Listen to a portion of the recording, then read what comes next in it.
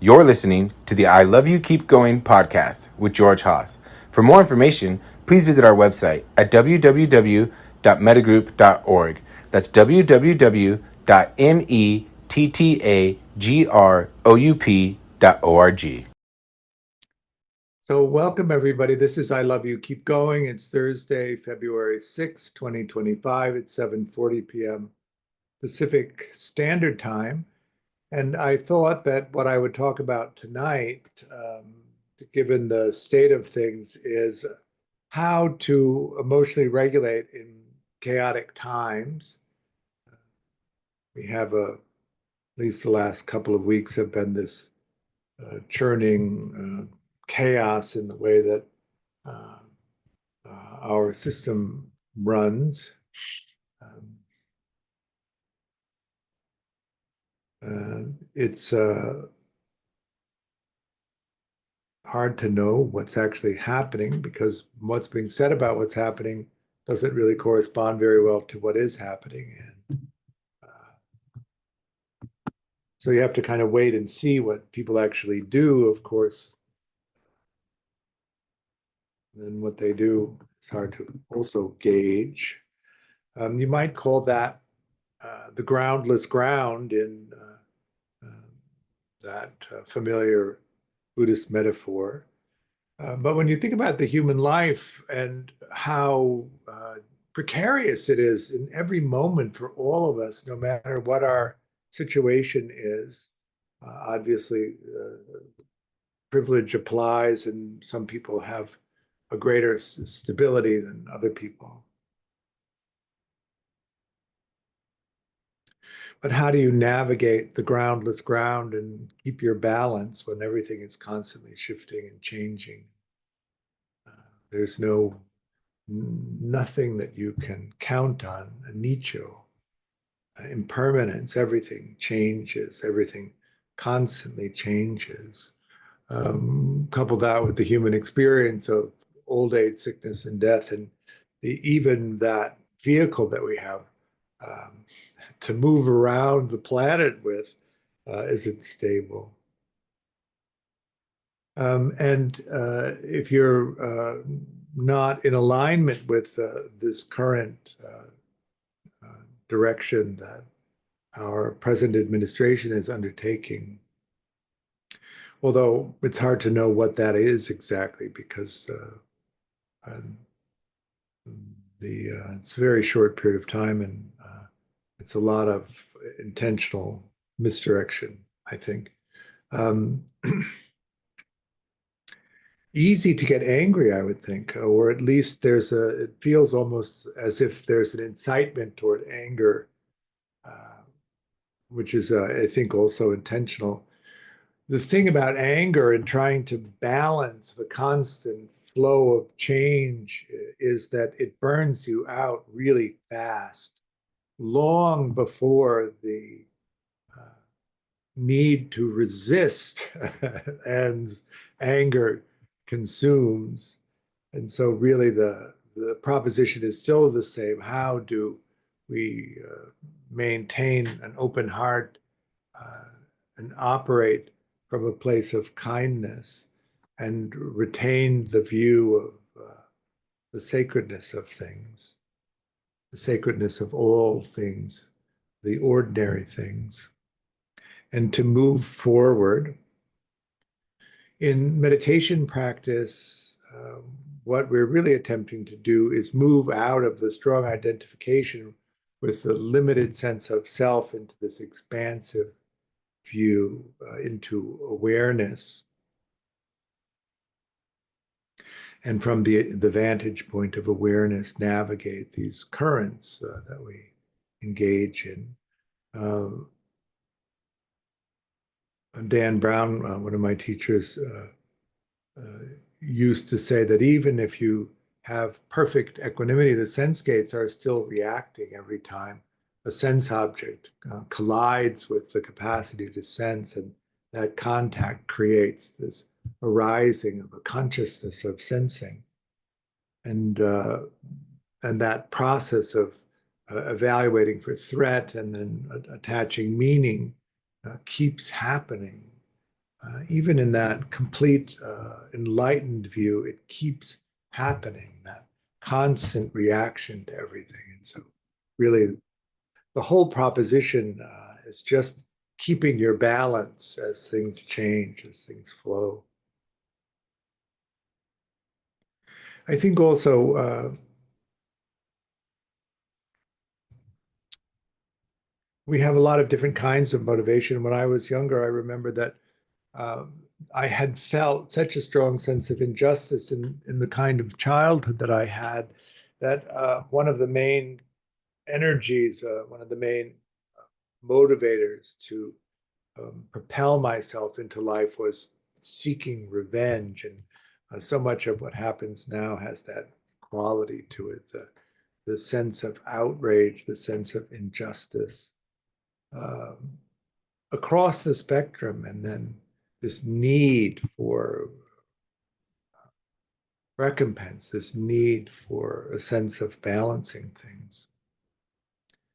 We have watched this progression of inequality march along really since Carter.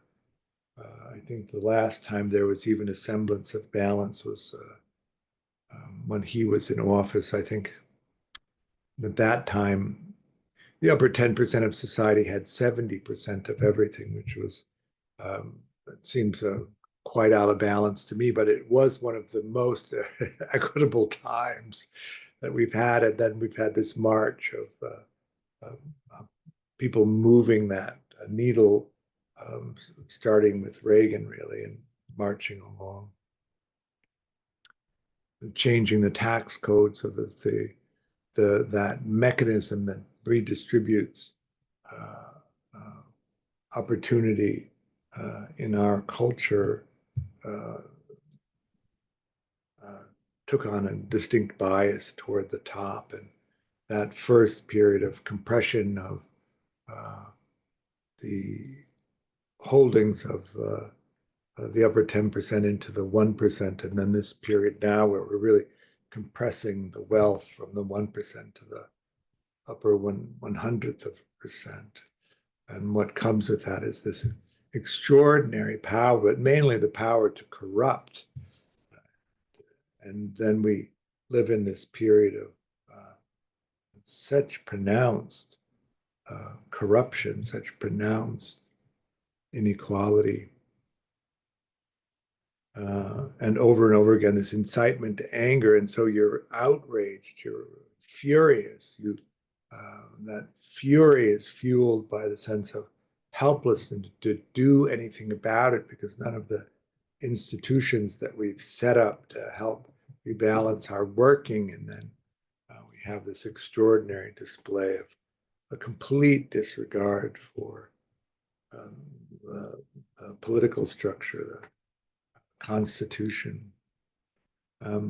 I do hope that the systems that we have in place will uh, engage with this, and that the lawsuits that will be filed and that the insistence on the rule of law will kick back. There has to be a will for that, which is us resisting with kindness, because kindness is this long game, and the resistance that we need to put forward is the long game. When you get into these places of very hard emotions uh, it consumes any sense of peace, what we ultimately end up doing is attempting to withdraw from the conflict. So we drop out of the outrageous, uh, completely, unbelievably biased media flow. We withdraw from any attempt at resistance into this kind of helpless despair.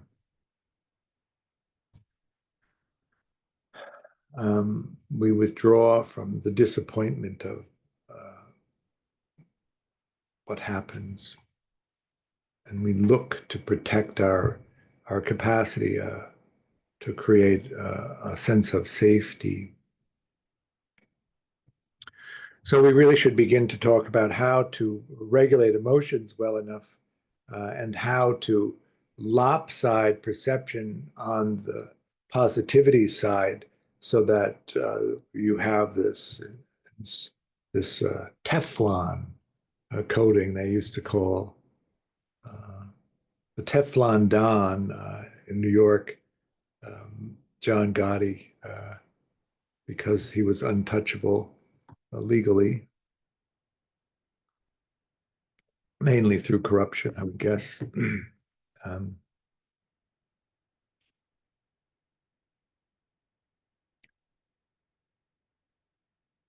so,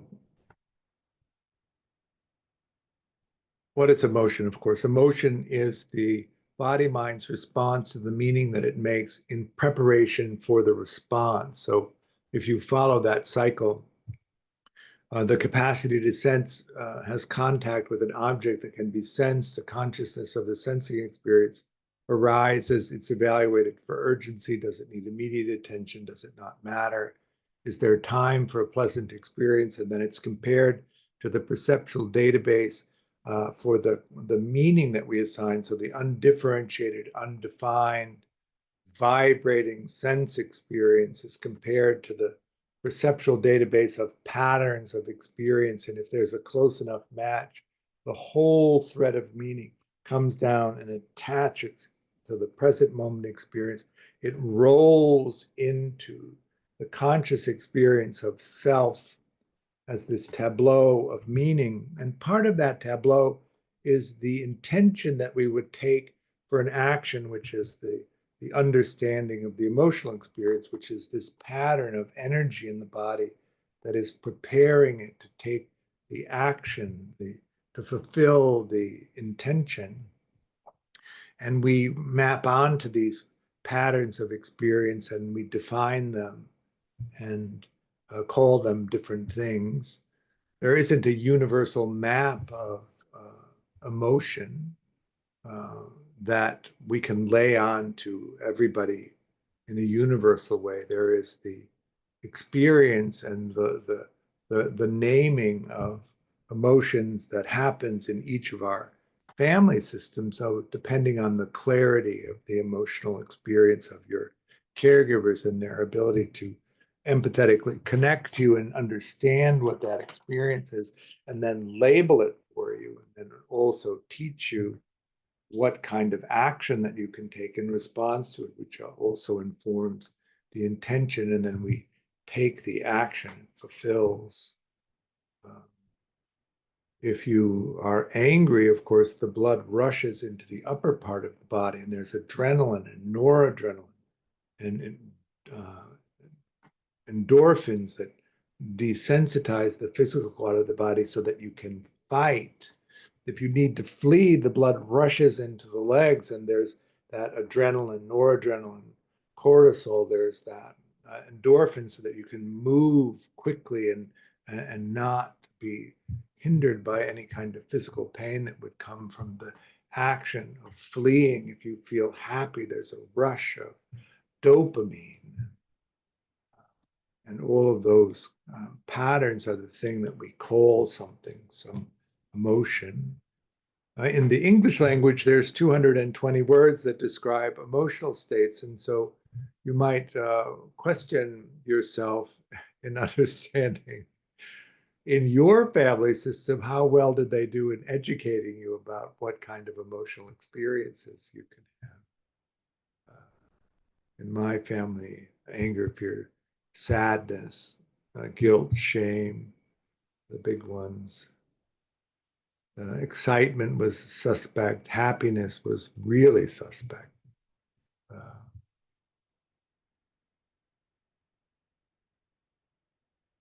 and then my mother wasn't really good at uh, um, expressing things in an easily comprehensible way. I think for me, it was very difficult for a long time to tell the difference between anger and sadness because they were so often expressed together in the same gesture of expression.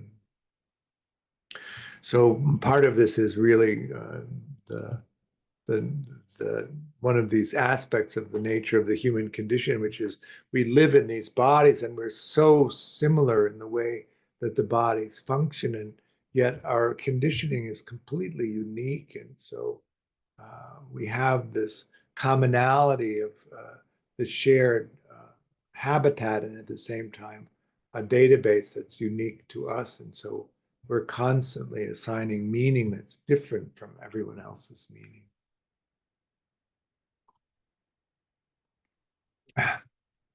The reason I'm talking about this is, can you identify sensations in the body which are emotional?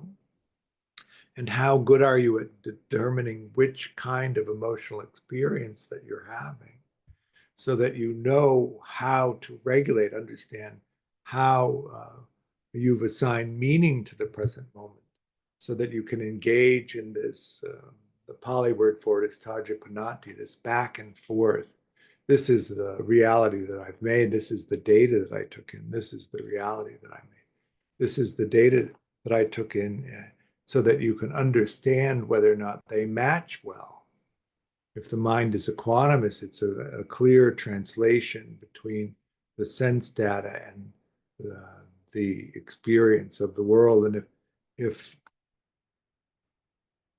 the mind is distorted by something, anger, for instance, the way that reality appears is very different than the sense data that you take in. If the mind is sad or happy or whatever it is, whatever mind state or view distorts the translation of sensing into the tableau of meaning that we live in.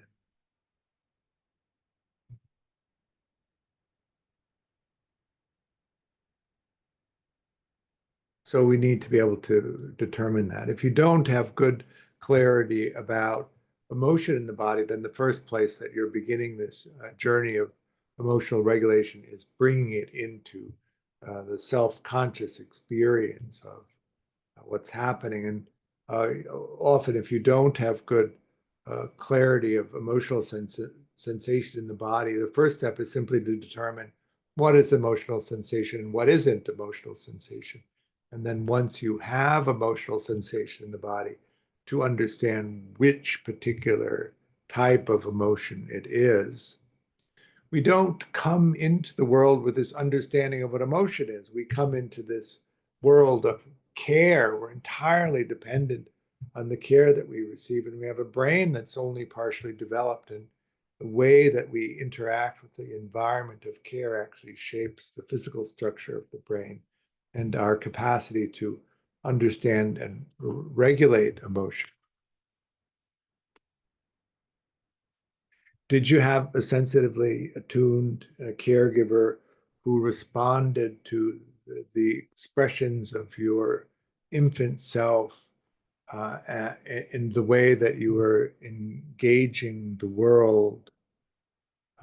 And did they feed that back to you in a way, mirror that back to you in a way that you could begin to understand uh, the experience of this tiny body and understand expression? I do this, my caregiver interprets that in a way that then elicits care, so that in understanding that cycle of the assignment of meaning, I know if I flail my arms like this, they're going to understand that I'm too hot and they're going to cool me down.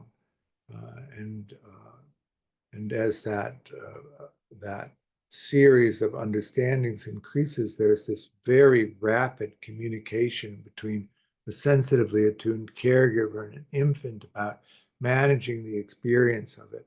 And that from the very beginning, this deep need to be seen and to be valued and to have an effect on the world. We make this expression and the world responds with care. This cycle which we carry into our adult world, and particularly in this time where it's so difficult to get any kind of response with this astonishing level of corruption that we have to navigate. Have to navigate. I do mean that. Once we have a sense of emotion in the body, and we have some clarity in naming what that emotion is, uh, the interesting thing about this is if you didn't learn that in that early dyadic experience with caregiver and your child self, then you're going to have to learn it now, and much in the same way that we learned it then, which is mainly somebody empathetically connecting to you and mirroring back to you what they understand you're feeling, and then telling you what that feeling is called, and not in the universal sense, but in the sense of they're relating their family system to you. This is anger, this is sadness, this is happiness, this is excitement, this is love, this is arousal, the different things that move us through the world. So I like to teach the noting feeling states technique, both for clarity and also for emotional regulation. It helps to create this real distinct clarity about emotional states so that you really have this data in terms of the monitoring of what's happening. Um, the body mind tracks 11 million bits of information per second, but the self-conscious experience tracks 16 bits. So we don't really know that much about what the body mind is experiencing, just the highlights, the tiny sliver of highlights, which can be emotional information. And even if we don't have good recognition of our emotional experiences, the emotions are still informing the way that we respond in the world. And so, where we get defeated often in these intense emotional experiences, that it overwhelms the body-mind system, and we shut down into depression, or we shut down into dissociation. But if you have a conscious experience of it, then you know when you can apply emotional regulation strategies so that you can actually keep your balance in this path along the groundless ground, avoiding the obstacles that come in. I'm suddenly thinking of an old computer game. It was I can't remember the name of it, but it was black and white, and you were flying through space, and meteors were coming at you, and you were shooting them and blowing them up and navigating through. Sort of reminds me of the path that we're on at this period.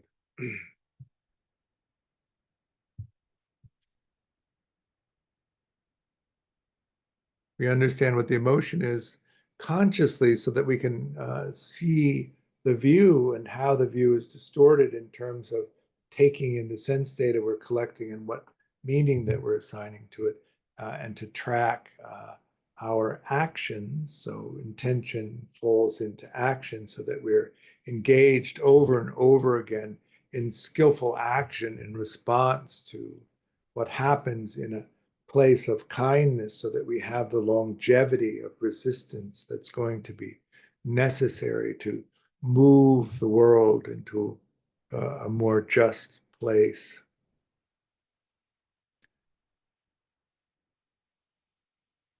When you come into this meditative practice, when you come into this journey toward really understanding in a deep way the nature of the human conditioning, one of the human condition, one of the things that you undertake is an ethical framework for the practice. For lay people, it's typically these 5 precepts: not to kill, um, not to engage in false speech, not to engage in sexual misconduct that causes harm. So I never, my mind is terrible with lists and puts them in the wrong order and then always forgets one. It doesn't matter if the list is 15 things or 2 things or 3 things. uh, not to kill, not to steal, not to engage in sexual misconduct, not to engage in harsh or false speech, and not to imbibe intoxicants that lead to heedlessness. Um, there we delve into heedlessness. An ethical framework. I like to say we make a decision to be a good person. And really, what that means is a renunciation of revenge, a renunciation of the intention of harm. And we work together. This is the Mahayana vision for all sentient beings. The affluent West, of course, um, has this convenient way of understanding sentience when it comes to hamburgers. uh, you know, how do you explain to your great grandchild that the world was a wonderful place, but your desire for cheap hamburgers destroyed the environment? And still expecting understanding and forgiveness from them as the world burns. Hilarious. Um,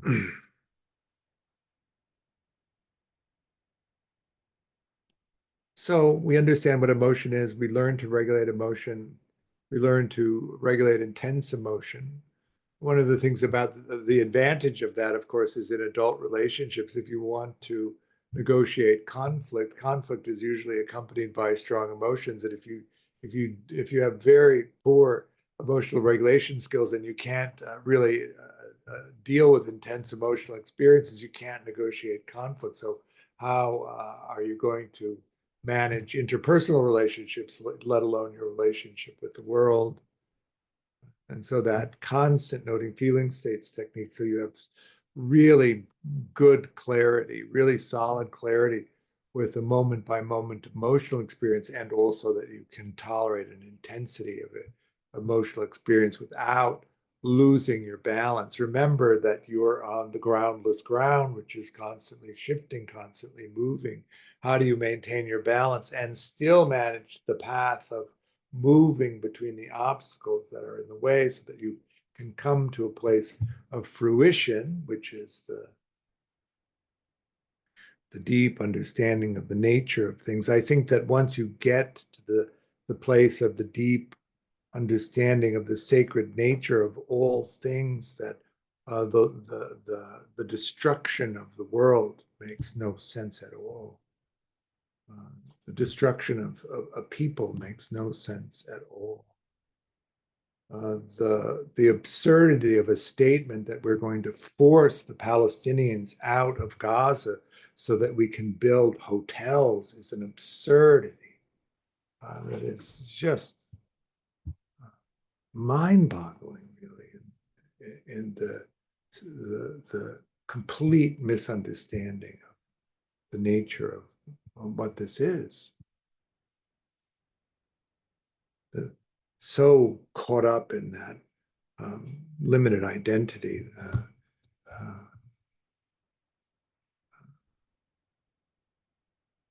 It's hard to find a word or a sentence that describes it adequately.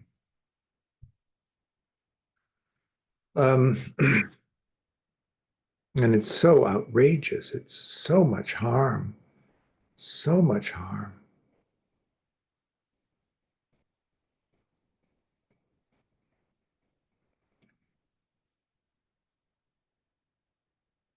The other thing that we need to do is change the balance of positive and negative, or positivity and negativity in the way that we construct ourselves and in the way that we construct the world. And I like to use the Brahma Viharas as the practice for that, to intentionally uh, um, balance, or I like I'm not so big on balance on this. I want you to be totally lopsided on the positive side, that when your sense of self arises, you just enjoy the experience of who you are. You enjoy your take on things. You enjoy the relationship to meaning that you have. But so many of us grow up in harsh environments where, and because there's a biological sensitivity toward the negative, a lot of us grow up with this stark negative bias, which creates, which is this basis for self-hatred that arises in so many people. The sense of self arises. It's made of all of these gists which activate, which cause sense experience. And when it's largely negative over and over again, each time the sense of self arises, this aversion to the sense of self arises. And that aversion is the root of self-hatred. And then we have in each of these intentions that we form the expectation of the outcome. And if we get into these self-rejecting jags, these self-abandoning jags, when we make the sense of ourselves, it's largely negative. And when we make the sense of the world, it's rejecting and unhelpful. So we need to rebalance this, because remember, we're not living in a world of what's happening. We're living in a world of the meaning that we assigned to it. And if you assign a meaning of self-hatred and rejection, you can just as easily assign a meaning of self-love and delight. That's actually just training. You trained the mind originally. Obviously, you were unconscious about the quality of the training that you were receiving, but you learned everything that you needed to learn about yourself and about the world, and that relationship to the caregiver early on, but then that relationship to the family system, and then the relationship to, if you went to school, or that initial social environment that you grew up in. All based on the attachment conditioning, right? So much of the early attachment experience embeds these ideas about self and these ideas about the world that distort the way that the sense data is translated into meaning. And really, we need to see all of this happening so that we can reform the world in a way that's less distorted and more in line with what's happening. And we are all in this. I like the meme. I tend to like memes, and the meme of we're all in the same storm, we're not all in the same boat. How do we respond, and how can we respond? And so much of that is on the capacity to assign meaning. I was reading in the paper the other day that 50% of the Nobel Prizes are awarded to people that are born in the top 5% of the economic distribution. This is the effect of inequality, right? The resources for a child to develop the innate talent that the child has is available to the people in the top 5%, but not so much lower down. And so uh, the expression of these um, talents and the access to be able to express them is limited.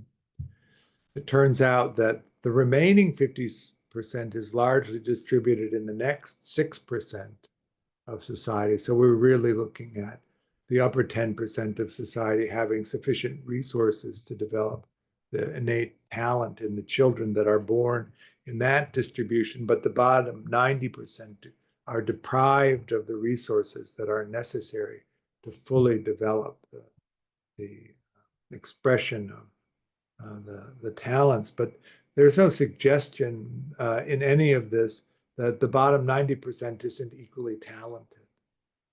It's simply the restriction of the distribution of resources. And I like to call this the great squandering. This is really the great offense to me in the culture, the way that we have it now, is that we deprive the vast majority of our society of the opportunity to express their innate talent at our great loss as a society as a whole, and in fact, our great peril, because we have not prevented ourselves from driving 80 miles an hour into a wall. As whatever the political dance is at the moment, do we think climate gives a shit about it?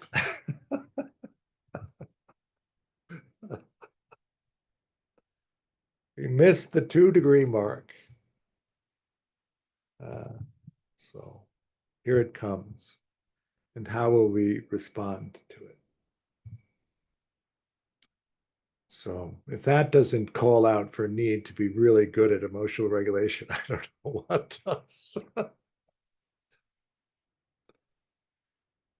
In the heart practices, there are 4 of them. The loving kindness practice. Loving kindness practice is Sayadaw Indica calls it always cool, always kind. So an absence of the heat of desire, an absence of the heat of anger that arises when desire is frustrated.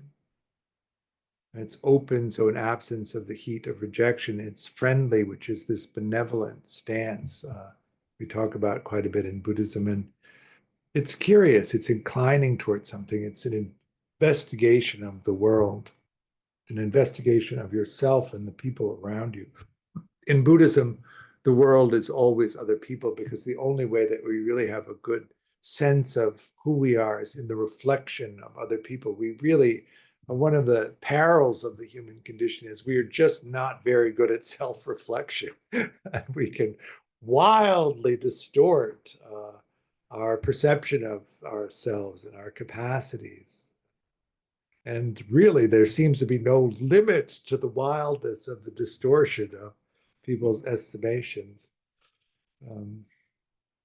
So we rely on, trusted friends, not the kindness of strangers, but on these people that know us and can reflect to us in a way that's useful for us. We can maintain our balance on this ever shifting, groundless ground as we pursue our path.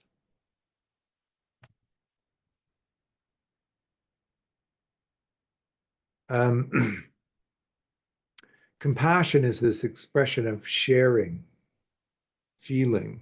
And in Buddhist thought, it's narrowly focused on the suffering experience of someone else, which is this invitation to help to emotionally co-regulate somebody else. So you are emotionally dysregulated. Even though you're brilliant at regulating yourself, you can't bring yourself back into balance. And so you come to the people that you know are good at regulating you, and you allow them to help you come back into emotional balance. That's the tribal nature of us as human beings. We're meant to live in social networks. Our brains have these neural bundles that are only in species that live in complex social groups. We suffer terribly if we're too isolated from other people, if we don't have a sense of safety in connection, because the system is built to become distressed if you don't have that connection. And if we don't have somebody to reflect back to us who we are, our perception of ourselves can be wildly off. In the West, of course, compassion means the whole range of emotions. So we develop this capacity to hold in a compassionate container the experience of someone else And we do that in a collaborative way, which means that when we need somebody to do it for us, they'll help us. Sympathetic joy is the third one. Sympathetic joy for the successes of others. Our society is really oriented around success, although I would suggest that the definition of what's successful is quite skewed and actually very narrow and mostly oriented around secondary exploration, the gathering of time, energy, and resources, and less oriented around primary exploration, which is the pursuit of meaning in life. When you look at a society where 90% of the population, the resources are so restricted that they can't fully flower, uh, um, then you have this sense of the distortion of success. But the joyfulness for someone else, the antidote, of course, to envy and jealousy, and then you receive that extraordinary encouragement from other people who want you to do well, that support and encouragement that you need. And then the fourth one is equanimity, which is keeping your balance. In the constantly moving, constantly changing, endlessly flowing. The eternity of the present moment, which I think is such a good way of understanding eternity. It's only the present moment, and it's and an eternity of the present moment, and yet incredibly fleeting. So this balance of the heart practices and the Vipassana, or the insight practices, in uh, uh, developing really good clarity with emotion, really the capacity to experience very intense emotional states without losing your balance. But then also in this process of understanding connection and being able to be in relationship to somebody and experience conflict and resolve it, because you can uh, regulate yourself or co-regulate with someone else. In a practical sense, when you're on your own, the noting feeling states technique is just something you do all day long, hour after hour, just constantly tuning the clarity of your emotional experience. And when you're in relationship to somebody else, switching to the heart practices, because the internal focus of the noting feeling states technique can often feel like a disconnection from other people, whereas the opening into the heart practices feels like this container of exchange and connection.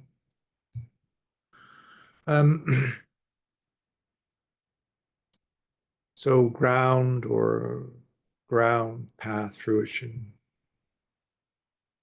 to see clearly the nature of the human condition and to see clearly your role in this life that you have and in the relationships that you have, to take on this burden, if you will, or this delight of being a good person, of being ethical in this world. uh, we seem to have completely lost the discussion, let alone the actual action of ethics in our culture. But nonetheless, the few of us that, or hopefully the many of us, maybe my view is distorted, to see the value of all sentient beings, including the animals. I mean, do we really need cheap hamburgers? My answer is just an easy no to that question. Put ketchup on something else, a French fry. Uh,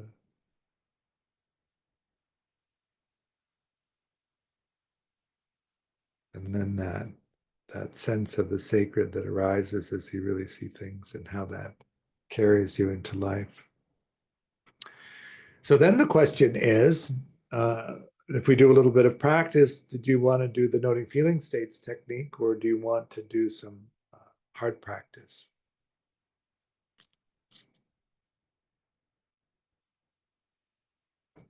So we'll do a little concentration to settle, and then we'll do some noting feeling states. So go ahead, get into your meditation posture. All right, let go of the meditation. So let's see here. Saturday, I think that if we have enough people register, we'll do a meditation and addiction series of workshops, but we might not. So, which case, we'll provide the recordings of the last session that we did. We have a level 2 starting in February. Oh, this is February, the 18th of February. So in a couple of weeks, we'll have a level 2 meditation and attachment. And so I think there's one space left for the level 2 with mentoring, and then other spaces for non-mentoring. It's on Tuesday afternoons. We're going to have in April on Friday mornings another level 2 starting. Anyway, it's on the calendar. Take a look if you're interested in it. I offer the teaching freely, but I do hope that if you're resourced and can, you'll make a donation and help support me and also the work that Mettagroup is doing. You can find a link on the website for a donation. Very really appreciative of your practice and hope to see you soon somewhere along the path. Thank you. Good night. Thank you.